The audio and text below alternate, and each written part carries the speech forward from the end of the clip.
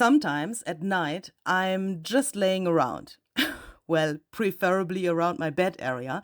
And then suddenly my eyes open somehow by themselves and I have a stroke of genius. That's exactly how it was with this little project here. This is a creation I made for the Fall 2 release by Sizzix and Tim Holtz. It represents a mini craft room in a vignette tray, and I've built a few small paint boxes with the help of the die cuts that came with the new release. In this video, I'd like to show you how I made this thingy and also how I grunged up some empty bottles and jars from the Ranger mediums to include them here as an upcycled element. So if you are interested in seeing what I've made over several days in about an hour, then I'd be happy to take you on this little journey through this project and show you most of my process and of course share with you some tips and tricks on how you can make something like this yourself. Hi there, this is Luise Heinzel and this is how everything started. Looks a little bit funny, right? But that was what I had on my desk when I started this project. So first I did something where I was totally sure that I know what I do and how to do it. I started with a sheet of mixed media heavy stock and some scorched timber distress ink to create a background, which I wanted to have really grungy, relatively dark as well. That's also why I have chosen scorched timber. And I have dipped the paper into my ink here. The first layer I wanted to have a little lighter so that I have a really nice blending with the color of the mixed media heavy stock. And then in the next steps, I've used the scorched timber spray stain to get a little bit more of intensity to the single layers. I've spritzed that to my media surface mat and then added some water to then dip the paper in again. I have dried the layers in between of the dipping so that I can get a really nice and grungy layering and that I can then also see all of these little tiny details and those interesting shapes that you get with layering the spray stain, or you could also do this with the ink pad, of course, as well if you don't have the sprays. I have also splattered some water while drying this whole thing, and then in the end I have added some scorched timber oxide spray to get this grayish and really grungy, scorched oxidation as a top layer on this piece. This is what I want to use later to cut out the little paint boxes with the Matchbox die cut from the new release. Those light areas I have splattered with some more of the oxide spray because I wanted to see all of these little splatters on the lighter areas of this paper. And I think the color of this mixed media heavy stock and scorched timber is a really, really great combination. So I've put that aside for a moment, or basically for a few hours, to do the other things first, because I need a background here first before I can add my tiny paint boxes, of course.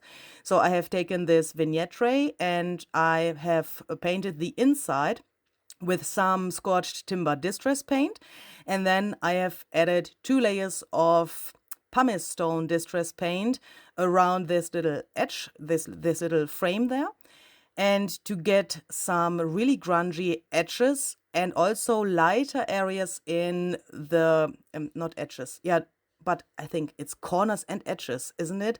So I wanted to have this frame in the inside lighter and grungy at the same time. For that I've used some grit paste crypt and I will later on use some other mediums.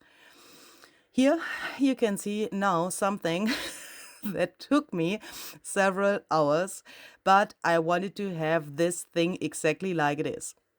My vision was to build like little tiles as a background for this whole thing, and I wanted to cover the whole vignette tray inside surface with those tiles. So I have taken out my watercolor pencils and I have placed them in exactly the order that you can also find on the Ranger color chart. So this is the Ranger order. In my eyes, it's the order of these pencils and the other mediums. I know that many people do that a little differently, but for me, this Ranger color chart is the chart. Do you know what I mean? And that is the truth somehow, because it makes sense to me. But of course, you can do this differently, or if you don't have all of these colors available, then of course you could do that with less colors.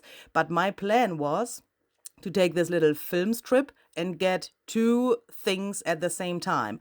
On the one hand, I wanted to have these little tiny things that fall out when you cut this film strip die cut. And on the other hand, I wanted to have the film strip itself, but also colored in this rainbow scheme. So after applying all of the colors, I've spritzed some water. By the way, this is the Ranger watercolor cardstock I've used here. And then I dipped into the water and the pigment with my finger to move that around a little bit. Don't do that. Take a paintbrush. I thought it is good and handy, if you know me, you know that I often use my fingers for different things. But in this case, that was definitely not a good idea. I will change my tiles later on after I have glued them down a little bit. But you can avoid this additional work by just using a paintbrush.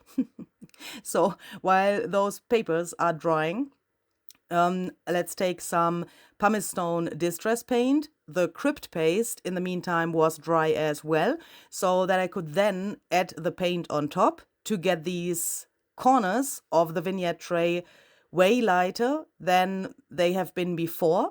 But the texture of the crypt paste, gives me a lot of grunge, of course, but I wanted to have these edges a little bit and the corners a little bit lighter so that the vignette tray itself gets more depth. So that was the main plan. This project turned out really colorful.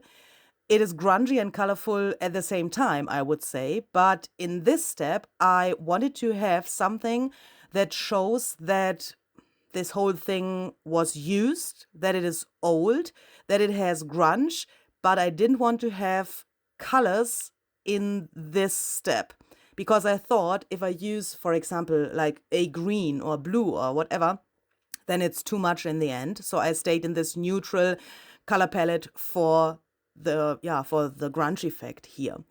I've also blended the pumice stone distress paint with a dry brush so that it gets really smooth and looks also a little bit like dust. So after cutting all of these little guys there, I have glued them down. Before I did this, I have decided for a method to glue these little thingies so that it looks nice in the end. I have measured nothing here. I glue them by eyeballing. But to be honest, if I would do this again, I would definitely make some little marks as an orientation for gluing them. Here you can see the original speed.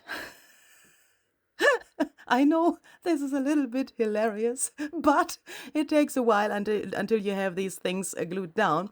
But if I would do this again, I would make some marks for orientation.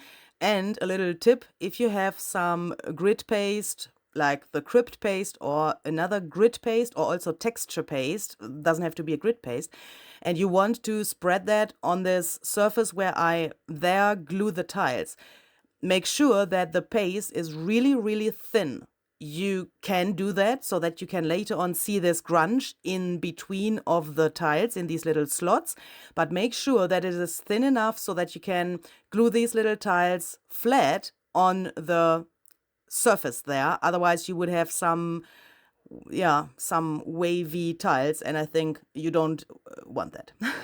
So here you can see me repairing something. I have realized after gluing all of that the colors are on the one hand not intense enough for what I want to do. You will see that later because I want to turn this into a background, and with the method I've used for that, or the technique, the tiles were a little bit too light in some areas. And the other thing is that I didn't like this scribbly look of them. That came because I have used my finger instead of a brush. And with my finger, I couldn't move the pigment around so well. I mean, when I look at this now and make the voiceover for this video and talk about this, I really can't understand why I did that and why I haven't used a paintbrush, because that is a little bit silly. So please use a paintbrush. So then I have taken some empty spray bottles and a little jar from glitter from the Ranger mediums. This little jar is, by the way, exactly the same jar like you would get with the embossing glazes. So if you want to do something like this, you could use an embossing glaze jar as well. And the other little thing next to the jar there on my desk, that is an oxide ink refiller bottle. All of those are empty, and I always had this idea to make something out of these empty bottles. I always save them. I don't throw these away. And I thought, what could we do with this? And then I thought, this is the perfect project to include these as an upcycled element. So the first thing I did was I have covered these little guys with some Liquitex gel medium. You could also, of course, use the Ranger collage medium. The reason why I use this, you can see on the right of the screen, I have a really, really big jar of this medium and I want to use that up. I don't want this to dry out, so I have used this, but collage medium would also work as well. You need something to cover these bottles so that you later on can paint them, or as I do here, use some paste or something, and that the paste can hold on this material. I mean, it's plastic, yeah, so, and it's really slippery.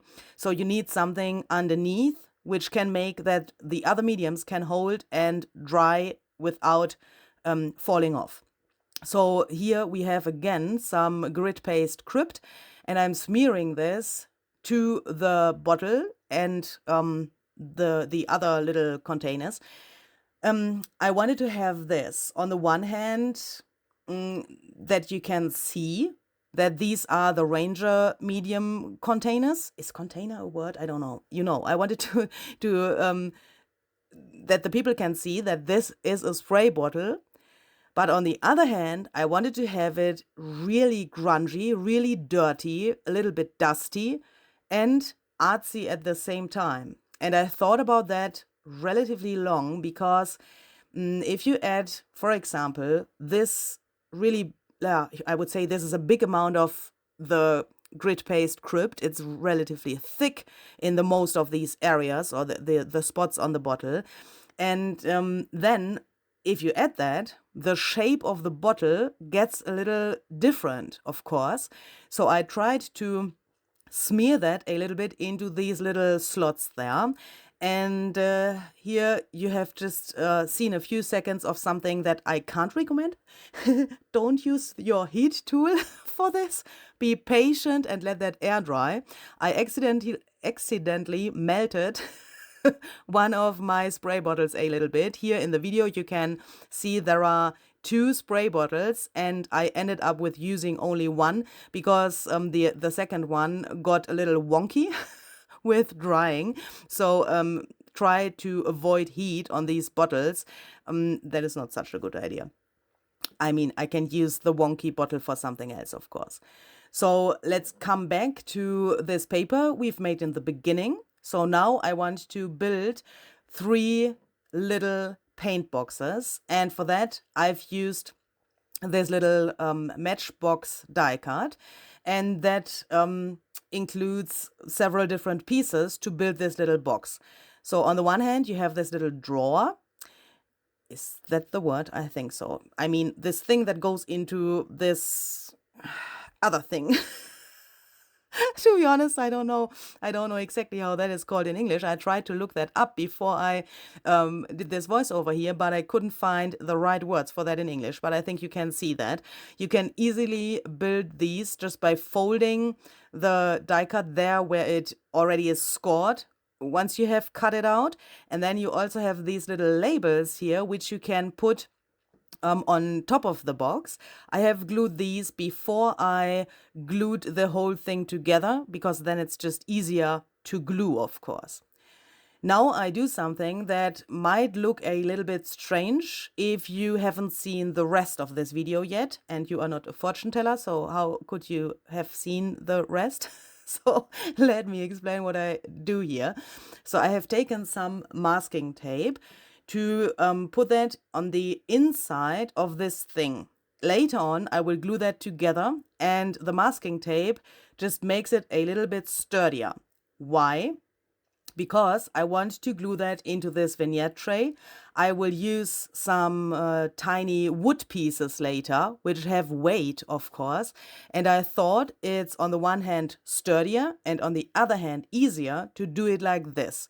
If you want to make this like matchbox thingy, or also if you want to turn the matchbox into a paint box for a card, for example, then I'm assuming that you don't need this sturdiness. But please also have in mind that I have to ship this from Austria to Tim in the USA. And of course, I don't want this to be destroyed during the shipping process. So that was also a reason why I did this. And later on, you can see that the paint boxes are open. So that means that we have a little empty area in the box, and if you press to the outside, or you would press to the outside, or weight would come to the outside of the box, then it could be destroyed. And that was the reason for the masking tape here.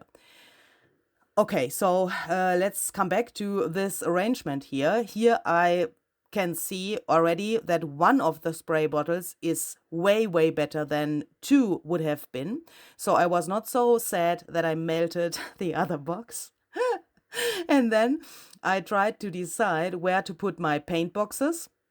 I wasn't so sure about the arrangement of those, because I wanted to have 3, because that is an odd number. And I also had some other things in mind about the color palette in those paint boxes. But I also wanted to make a color wheel chart with the help of this photo wheel die cut. And that needs space, of course. So I tried to figure out the best position for the little paint boxes.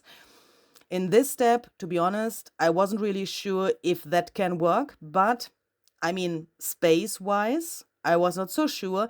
In the meantime, I also thought if I perhaps have to take the spray bottle away so that that is not so massive.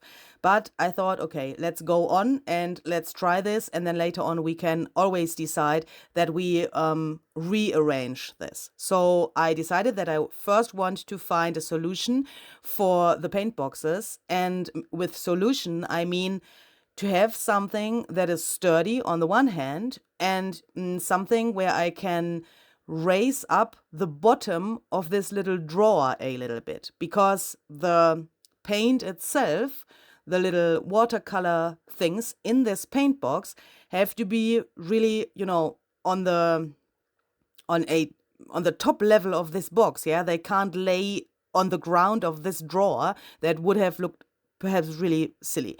So I have taken these little Scrabble pieces. I bought these locally in a shop called Action. So perhaps if you have an Action in your area, and perhaps if you have this die cut, I can tell you that 2 of the Scrabble pieces fit exactly next to each other into this little box, and then you have filled the width of the box. As you can see, there's a little slot, and here I'm placing this little die cut thingy. This is the same die cut I've also glued to the outside. So this is just this little label from the die cut set. And I thought, okay, it's not so important that this little, it's not so bad that this little slot is there, because later on a part of this little box will go into this other thing, and there can't come pressure or something like that to the paper, so we can do that. So I was like, okay, let's glue these Scrabble pieces, and then let's glue the whole label on top. That would mean that a total of 8 colors would fit into my little paint boxes. And while I was gluing there these things, down. Sometimes that can be like a meditative process, yeah, gluing these things. Then I thought, if I have them there and this top layer is then, also a little too short and we have this little slot, as I said. And when I saw that, I thought, wait, on a real paint box, in a real paint box, there would also be a little slot where a paintbrush can fit in. So here you can see two paint brushes from my craft room, first dying, and then they came back to life in a smaller size. So yeah, before I did this, cutting my paintbrushes apart, I had a little coffee and I thought perhaps I need some alcohol as well, because how can this work? This was so small. To be honest, it was really difficult to figure out how to do this, but once you know how to do it, it's really easy. So I made two small paintbrushes from two big paintbrushes. I have cut this metal piece with the bristles off. I cut the metal shorter as well. And this back piece there, the handle of the brush, I've also cut from the original brush. I have taken a pencil sharpener to get the end of the paintbrush, like, on an original paintbrush. I can't really explain that, but it gets thinner at the end. Can you see that? That came with my pencil sharpener. That was really easy. You could also take a sandpaper, but that would take forever. So, yeah. So while the second paintbrush is drying, I'm painting here my paint boxes white.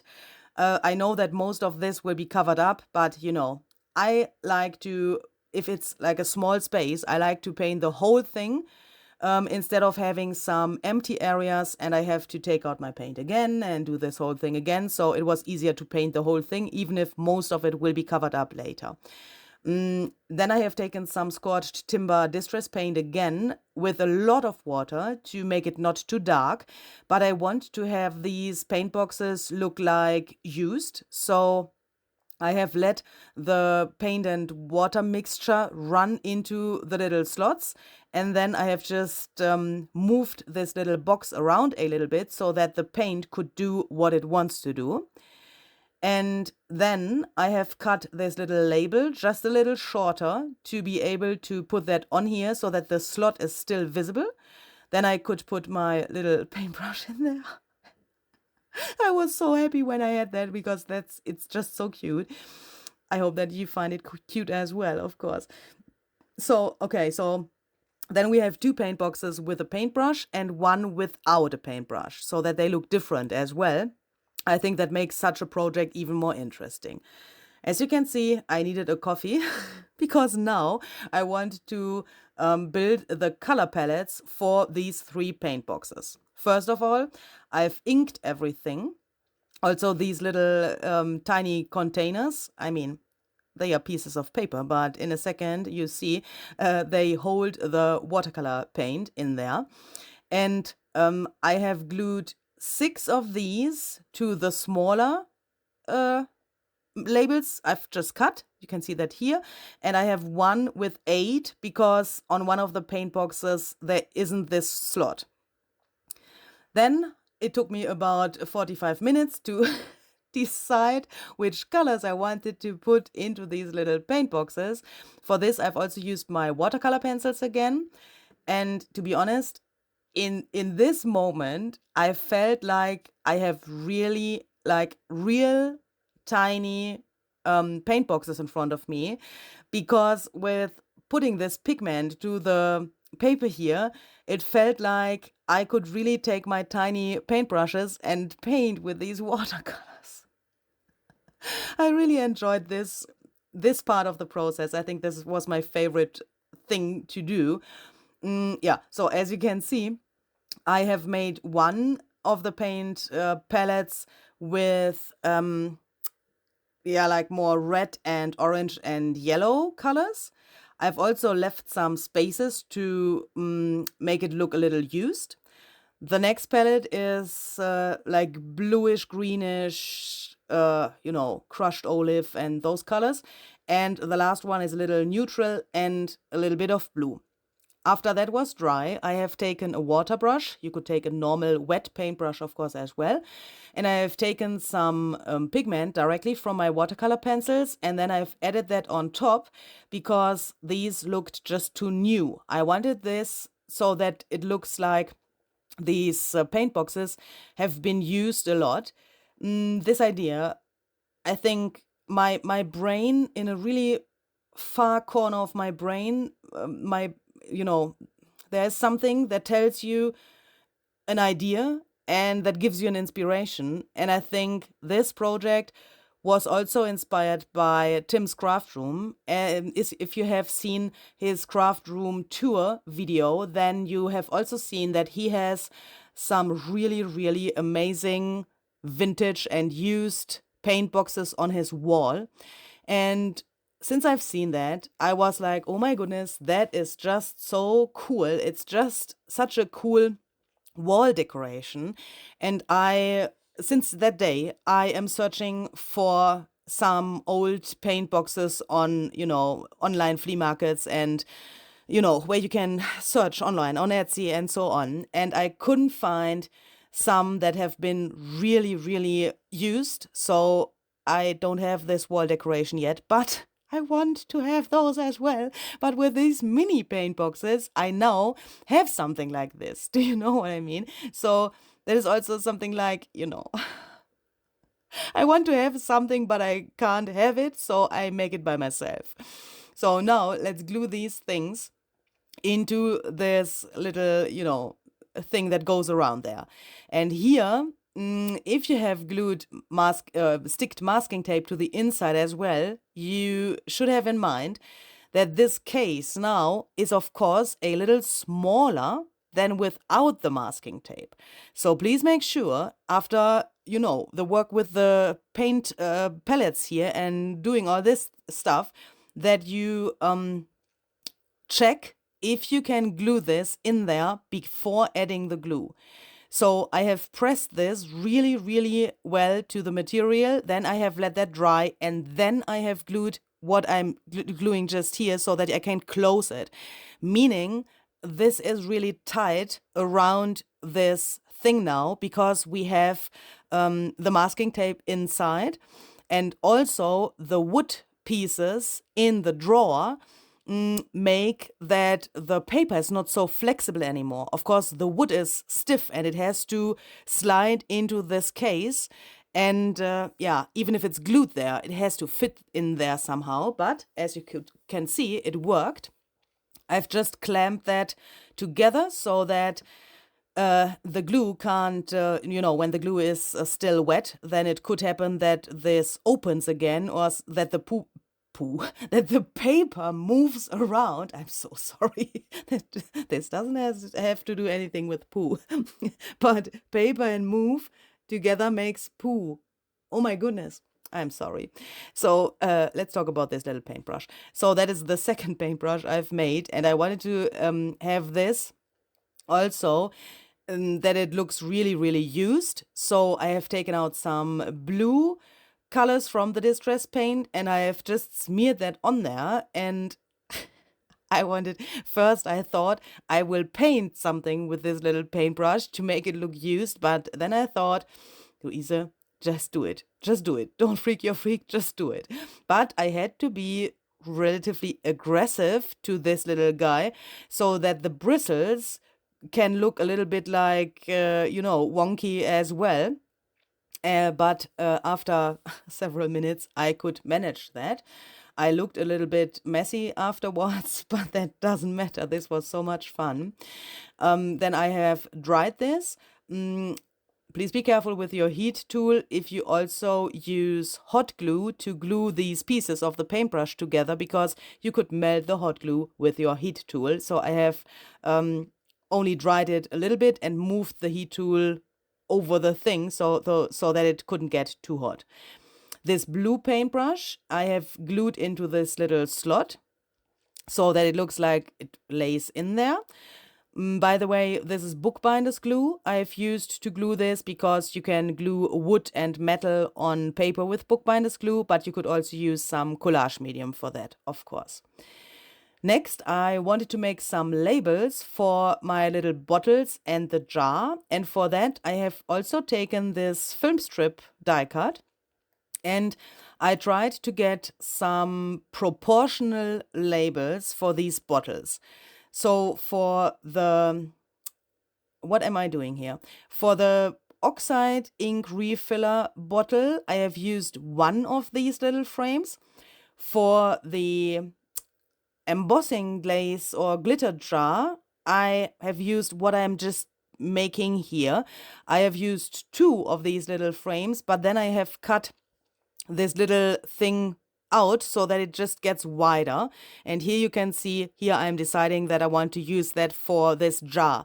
So I just played around a little bit. If you perhaps have other empty jars or bottles, then you can do exactly the same. Just take this thing before you paint it or before you emboss it or something like that, and just take the plain paper to see the proportion. Then I think it's easier to decide. And of course, if you have something that doesn't fit, then it's easier because then you have just white paper in your hands and nothing where you already had some effort to decorate it or to alter it. So for the oxide ink bottle, I've just cut out one of these. I've also rounded the corners a little bit so that it looks, the same on the corners. And then I have taken some golden embossing powder and my Distress embossing dabber to apply some embossing ink. By the way, this is the normal golden embossing powder by Ranger.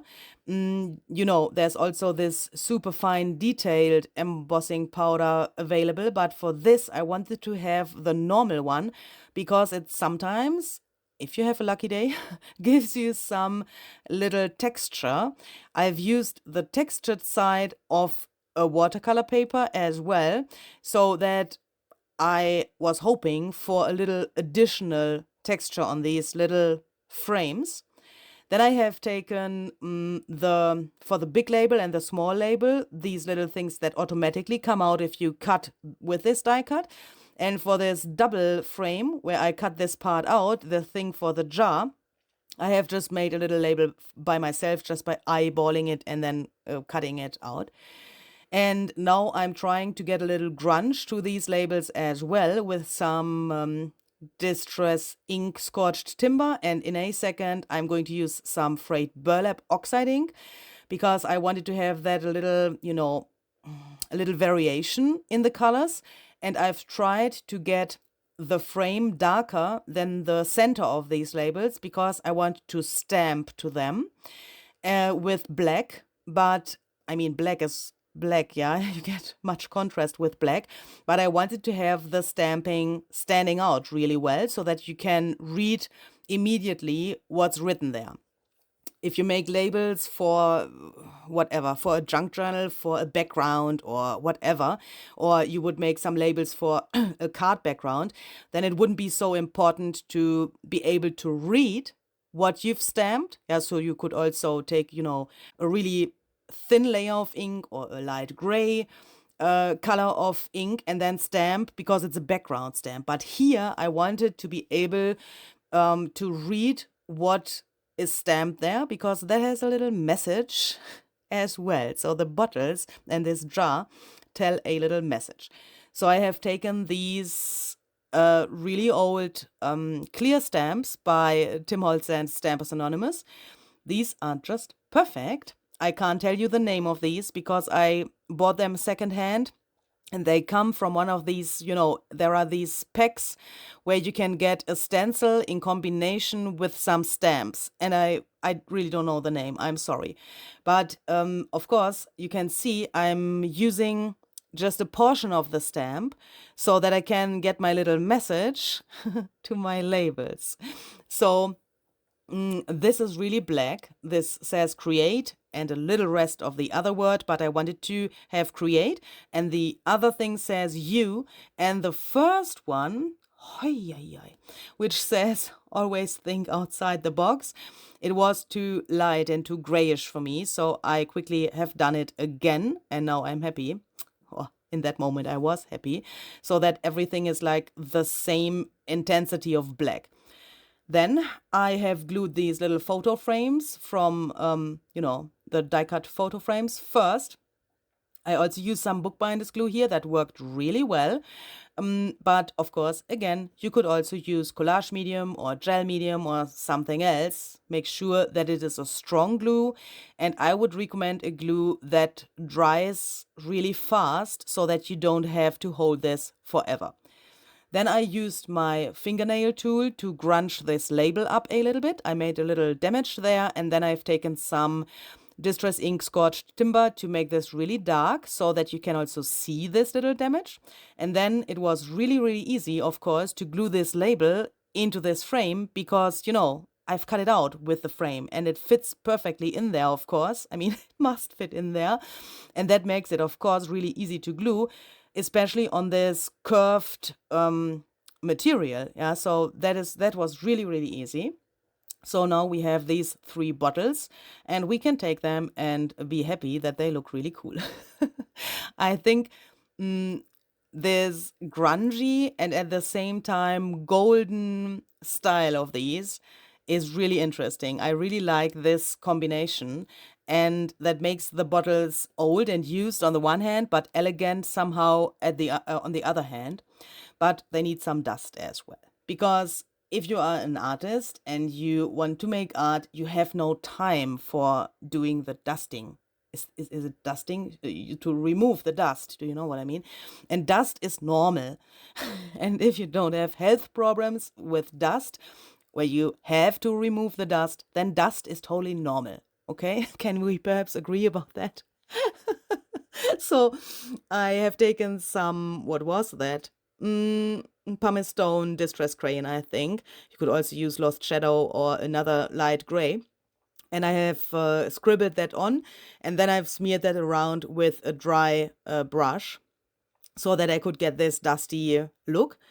And now I wanted to have something that is a little bit, not so realistic, because, I have an oxide ink refiller bottle in my hands here and I add gold.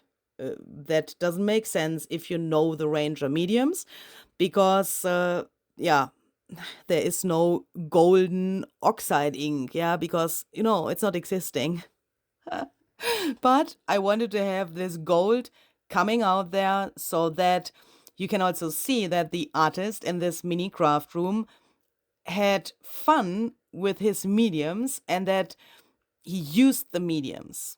This whole project is also a reminder that you are allowed to be creative every day, that you can make art every day, and that you shouldn't overthink everything. I mean, who is telling you that? I feel a little bit weird, but I wanted to have these, also this goal is like respect for art and respect also for this process of making art, finding time to make art, being creative. That can sometimes be hard. I mean, I know what I'm talking about. I have been there and I had this, time of struggles, and perhaps you have that sometimes as well. But if you have a reminder like this, that you are allowed to be creative no matter what the result is, and no matter if other people like your result. By the way, this is Scotch Timber Distress Crayon. If you think about that is not important, that you are the only person who has to be satisfied with the project, then everything becomes a little easier. And this gold is somehow a symbol for that. Do you know what I mean? Hopefully. So then I made a little photo, because this is the artist of this in this little craft room. Yeah. So she is the owner of the craft room and she's the artist. So let's put her into a frame. For that, I have taken this cute little frame which also comes with the new release, and I have taken 3 layers of watercolor paper to give the frame a little thickness, and the photo is one of the idea-ology photos. And this little frame die cut fits directly, it fits onto the photo so that you can get 2 things, the frame and the photo that comes out with one cutting time. Do you know what I mean? You get these 2 pieces with the one die cut, and that is really cool, because then you can do the following thing. You can make the frame sturdier by using these layers, and then glue the photo frame on top, and then you can later on put the photo inside, and then it looks really dimensional. Of course, you can also cut that out from different materials, but I thought this is a nice idea because, you have both of the pieces, so why don't we use them? By the way, perhaps you are wondering that I don't say every single name and number of the die cut sets I've used here. I thought it's a little bit confusing and distracting if I do that. And to be honest, I also have some problems to remember every single name and, to write down the numbers so that I can tell you them. I have a blog post on my website to make my life and your life easier so that you can read and see everything there. I also have some detailed photos there so that you can exactly see which die cut comes from which set, and you will also find links there where you can directly come to Simon Says Stamp, where you can buy them if you want them. The link to that blog post is in the description box of this video, of course. So I have sanded this little frame a little bit, and then here I'm embossing it with some scorched timber distress glaze, and I think that looks really, really aged. It was so easy, it was so fast, but this is just such a great effect. And since I want to add some, here you can see some details of this. Oh, and by the way, the frame is now upside down if you look to the photo.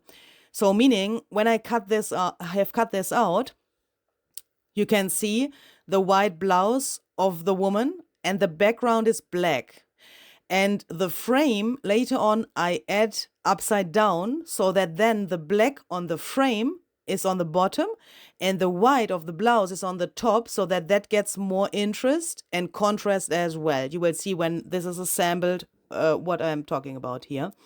So after adding some clear gesso to the photo, I have scribbled around a little bit with one of my watercolor pencils, and now I'm bringing this pigment around to blend it a little bit and make it a little bit more interesting. And I wanted to have, like a coloring, but like a little, like a little paint has fallen to this photo. But at the same time, I wanted to give some room for your own interpretation, what this could be. This could also be like a really abstract mask, which the woman is wearing. I wanted to give her some interest with this little, this little greenish thing. And of course, I've used my favorite color, which is green, because, it's my craft room somehow with the paint palettes that I have then on my wall, but this photo doesn't show me. So I wanted to have my favorite color there so that there's something from me on the photo as well. The inside of this frame, I have just colored with some scorched timber distress crayon as well to, that is white. We have to look to cover that up so that it isn't white anymore, because that would look strange. Then I have taken a piece of paper which is like, the size of the frame, so that I have a backing for the frame, and then I can glue the photo in here. I'm really sorry that you can only see the half of this. I haven't realized while I did this that my camera zoom was so much, so close to the table. I hopefully realize that later. I know that I will realize it, but in that moment, I haven't seen that. So hopefully you can follow anyway to get the idea behind this. So then I have taken this photo wheel to turn that into a color wheel chart.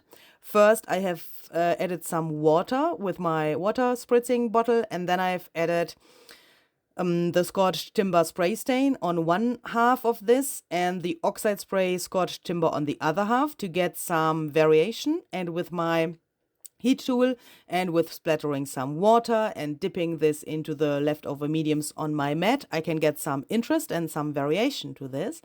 I wanted to have this like, calm, not too busy, because this whole thing is already really busy. And I wanted this to, I wanted to have the focus on the colors I want to add in a second and not on the wheel itself.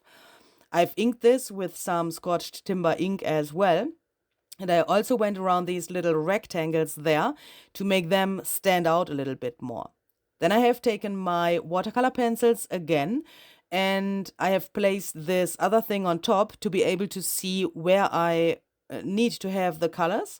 Then I have scribbled carefully to, make sure to don't scribble to the top piece. And then I have just taken the same colors and made this colored area a little bit bigger. And then here I was more clever than in the beginning. I have taken a water brush, and not my finger to turn, to bring the color around and to, blend this so that you can't see these scribbly lines anymore. I have also let the colors run into each other a little bit. You can see that there with the yellow and the red to make this, didn't want to have that too realistic, but of course you can also do this way more accurate. To get a little sturdiness to this color wheel chart, I have added another layer to this, because here I already knew that I wanted to glue that with a little distance to the tray later, and that just makes it sturdier if you have 2 or 3 layers of the watercolor paper. Here I'm going over the background in the corners with a dry brush to apply some Scotch timber crayon to make that a little bit more dusty somehow. And here I'm checking the contrast between the paint box and the background. And now this was nerve-wracking. I can tell you, this was nerve-wracking, because here I am turning the tiles into something like a real background, meaning I wanted to mute the colors down, but at the same time I wanted to be able that you can still see that there are tiles. And that was also the reason why I intensified the colors in the beginning, because now here I am splattering some golden and gray paint. So that was tarnished brass distress paint, and this is pumice stone distress paint. And with that, of course, some of this gets covered up. And if the colors are too light and like pastel colors, this wouldn't work so well, because then, that would look really weird. I've also added really much water to this pumice stone paint to make sure that the paint in the most spots gets really translucent, so that it looks like a grayish fog over these tiles. And that makes that then later on, everything I glue on top of this stands out more. But at the same time, you can still see the single tiles. I mean, here it looks a lot. In a second, you will see that a lot of these will be covered up by the paint boxes, of course, but I can't leave a space. I have already left a space in the bottom left corner, because I thought the Ranger bottles will be in front of that. I can save my time because we won't see that. But in this stage of the project, I also didn't know exactly where I wanted to put the paint boxes. So I thought, let's do the whole background, and then I'm on the safe side. So here I'm trying to get some more dimension to this color wheel chart by adding some Distress Ink Scotched Timber with a dry paintbrush. This is a really sharp paintbrush. I'm sorry. Is that a word for a paintbrush? I really don't know. It's not thick, so it has a really thin ending there where the bristles are, so that I can apply the ink really exactly. So I went around this little circle in the inside and also around these little rectangles, so that it gets a little more dimension and depth. And then I came to the idea to use one of these little idea-ology clock hands and this pointy finger, which also comes with a new die-cut release by Sizzix and Tim Holtz. And I wanted to have the finger pointing to something. So I thought, why don't I use the clock hand to attach this finger? And then, I mean, for this make, I have glued the finger down later. Yeah, so I have glued it down so that it stays in the same position. Why? Because of the shipping. If I would do this for my own and without the need of shipping it, then I would probably leave this pointy finger loose so that you can still turn it around and play with this. You know, when you have this in your craft room and you walk along there and you think, oh, that's great, so let's turn the wheel. That could be also somehow, somehow calming, or something that could give you inspiration. I always like moving things on my makes, but you know, I have to ship it. So, and I also wanted to have the pointy finger point to the paint boxes, and I've done that so that the finger is there where the green is as well, you know. Because the woman has green, and then I wanted to have this connection that the pointy finger is there as well. Here you can see it, how that then looks, and I wanted to avoid that the finger can move while shipping. I mean, that would be somehow weird if the finger would point to the bottom or something, because it has moved during shipping. So here I'm gluing this whole thing together. I have used some clamps. These are really big clamps, but without a lot of pressure. They press well, but not so much. They are normally used to hang some kitchen towels, really handy. So that can dry there, and we can then here take our hot glue gun and glue these bottles down. So I have just applied the glue to the vignette tray and then pressed the Ranger bottles and the jar into the glue. And here you can see these little wooden pieces I've added behind the color wheel chart to give that a little distance from the background. With that, you get a really cool natural shadow, so that you don't have the need of shading this color wheel chart with a pencil or something like that. I like that and gives it more dimension, of course, as well. So then I'm adhering my little paintbrush here. That was a little nerve-wracking. Don't move that around if you have the position. And if you have the glue on there, then just press it down. Don't move it. Otherwise, you would probably see some glue oopsies on your little paint palette there. For the photo of the woman, for this stand, I have already glued that there on the left.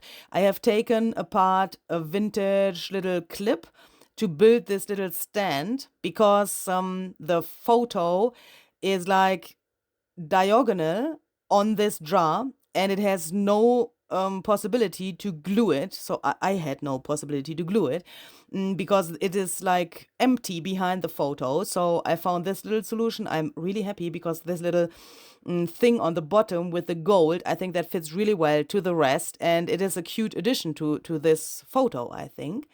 And then I've added the quote, "make art," because this is, I've already talked about it, like a reminder.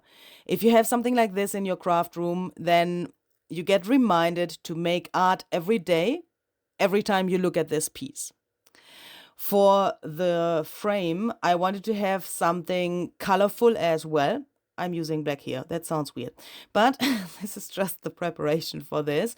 So you remember we still have these little film strips in the colors of the watercolor pencils. So meaning all the 72 colors from the Ranger palette. And I want to have those as a little frame and decoration on the outside of this tray. First of all, I've covered the areas where no film strip will be in the end with black. And here in a second, you can see now this is golden. Somehow I lost some video footage.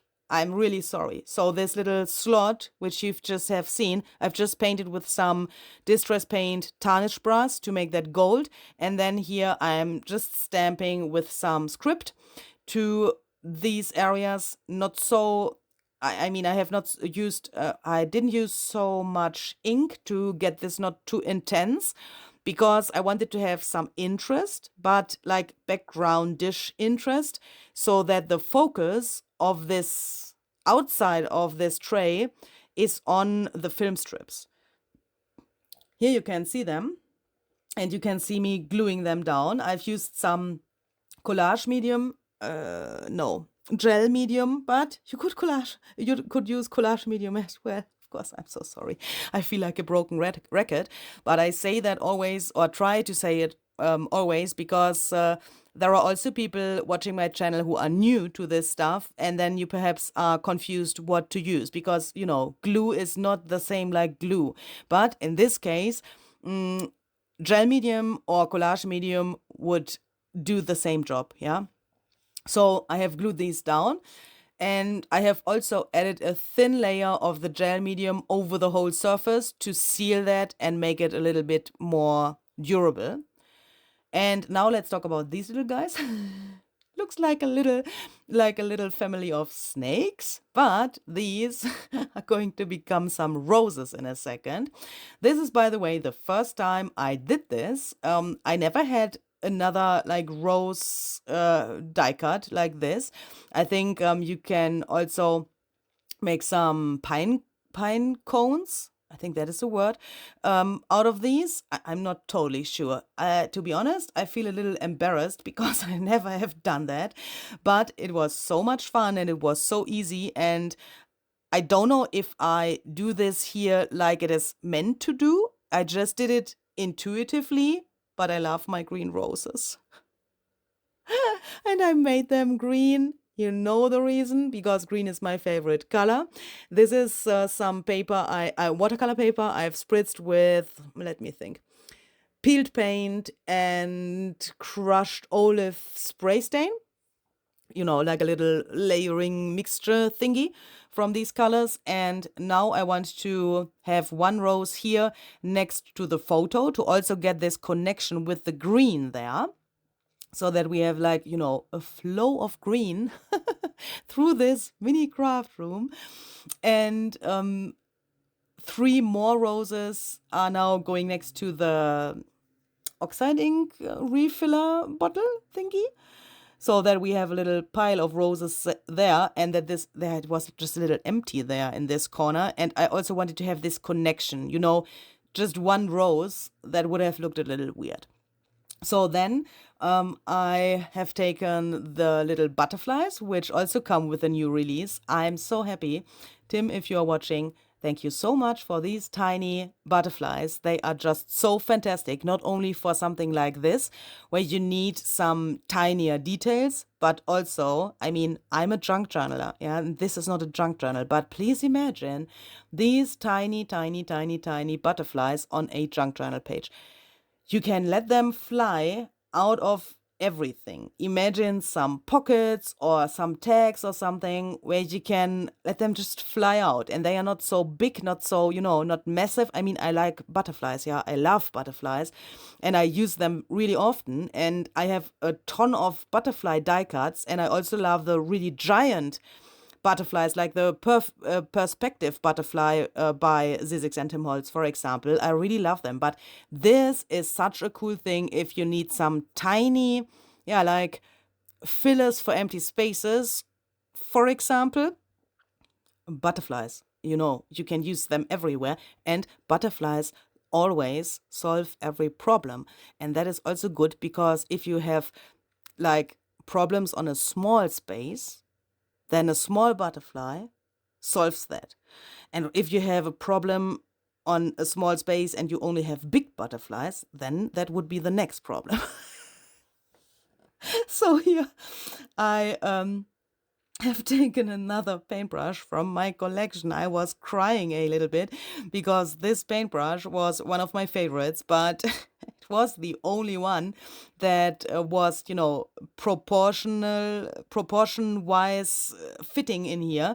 I thought it's a little empty there on the bottom, and I wanted to have a big paintbrush as, a contrast to my tiny paintbrushes on the one hand. And on the other hand, I wanted to have something that fits proportionally to the Ranger bottle thingies. Here I'm splattering a little bit of black paint as a final touch, and here you go. Here is the final project, and I'm really, really, really excited what you will think about this, because this was just like, I was laying there and then my eyes have been open and I was jumping out of my bed and I thought I have to try if this is possible. And this is one of these projects where I had a really, really clear picture. I mean, like a rough picture, yes, but a clear rough picture in front of my inner eye before I even started. And that happens not so often. Perhaps that makes it special as well. So I hope that you could get some inspiration from this, or perhaps some other ideas for your own projects. And I'm hoping we will see the next time. Have a great day. Bye bye.